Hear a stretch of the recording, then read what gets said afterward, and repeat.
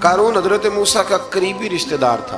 پہلے تو آسمانی کتابیں جانتا تھا، سمجھتا تھا، نیک تھا، لیکن پھر اللہ نے اسے دولت عطا کر دی. دولت سب کے لیے اچھی نہیں ہوتی، کچھ لوگ نہیں ہضم کر پاتے. ایک حدیث پاک ہے، نبی کریم علیہ السلام نے فرمایا اگر اللہ کچھ لوگوں کو دولت دے دے تو وہ سرکش ہو جائے. ہاں، کچھ لوگ ایسے ہیں جن کے پاس اگر دولت ہو تو عیاش ہو جائے، یعنی وہ کیا کچھ کر ڈالے. ہر ایک کے لیے اچھی نہیں ہوتی. قارون کو دولت مل گئی، اتنا بڑا خزانہ تھا اس کے پاس کہ قرآن کہتا ہے کہ ایک جماعت مل کے صرف خزانے کی چابیاں اٹھاتی. یعنی یہ معاذ اللہ کوئی گپ نہیں، یہ قرآن مجید نے بیان فرمایا. تو حضرت سیدنا موسیٰ علیہ السلام نے کہا زکوٰۃ دو. زکوٰۃ کے معاملے میں لوگ ہیل و حجت سے کام لیتے ہیں، غریب ہو جاتے ہیں. اور کچھ ایسے ہیں جو مسائل جاننے لگ گئے ہیں تو اب انہوں نے اور معاملات کرنے شروع کر دیے. اگر گھر کے اندر 10 تولے زیور پڑا ہے تو 5 تولے کا اماں کو مالک بنا دیا، 5 کو بیوی کو مالک بنا دیا، تاکہ 7.5 تولے کی کوئی بھی مالک نہ رہے. گنجائشیں نکالتے، زکوٰۃ سے بچتے. اللہ تبارک و تعالیٰ معاف کرے، بہانے بازی کرتے. اس کو کہا زکوٰۃ دو تو کہنے لگا آپ کی تو میرے مال پہ نظر ہے.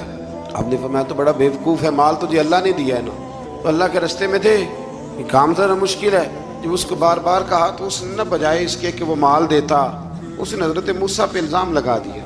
ایک عورت کو تیار کر کے لایا. یہ الزاموں والا کیس سنتے آ رہے ہیں آپ کہاں تک. حضرت یوسف پہ بھی لگا، جناب مریم پہ بھی لگا، حضرت سیدنا موسیٰ کلیم پہ بھی لگا، اور حضرت عیسیٰ پہ بھی. سارے ہوئے نا الزامات. آپ کیا بات کرتے ہیں. الزام لگانا، بہتان ترازی کرنا، اور ہمارے یہاں اچھی بات دیر سے پھیلتی ہے، بری خبر وہ جلدی پھیل جاتی ہے. ایک عورت کو تیار کر کے لایا معاذ اللہ تعالیٰ حضرت موسیٰ پر الزام لگانے کے لیے.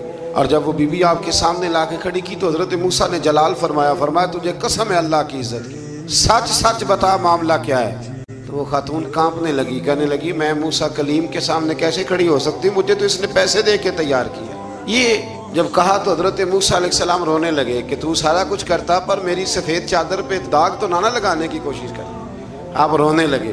آپ یقین کریں لوگ تکلیف دیتے ہیں، بعضوں کا ایسی بات کرتے ہیں جس کا کوئی وجود نہیں ہوتا، اور آپ کو نہ کردہ گناہ کی سوال کا جواب دینا پڑ جائے کتنی مشکل ہوتی ہے. یعنی جو کام آپ نے کیا نہیں، اگر اس کا آپ سے سوال پوچھا جائے تو کتنا مشکل اور کٹھن مرحلہ ہوتا ہے. تو یہ کچھ لوگ کر دیتے ہیں لیکن وہ سمجھتے نہیں. کہتے ہیں آپ حوصلہ کریں، آپ درویش ہیں. حضرت موسیٰ سے بڑا درویش کون ہوگا؟ کلیم تھے نا اللہ کے، بڑا جگرا ہے نا. لیکن رو پڑے، کہنے لگے تجھے ایسا نہیں کرنا چاہیے. کہنے لگے اللہ اب اسے سزا دے.